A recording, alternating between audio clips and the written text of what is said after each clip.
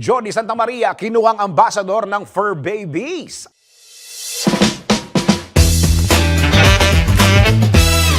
Para sa aking balitang showbiz, nagkaroon ng kabuluhan ang pagiging animal lover ni Jody Santa Maria matapos na kunin itong celebrity ambassador ng Philippine Animal Welfare Society o POS. Noong March 24, personal na diniluhan na aktres ang ginanap na campaign launch na Puso para sa Puspin na ginanap sa Ayala Vertis North. Ayon kay Jody, napakasaya niya, grateful at humble siya sa pagkuha sa kanya bilang ambassador ng POS dahil magsisilbi siyang boses ng mga ito.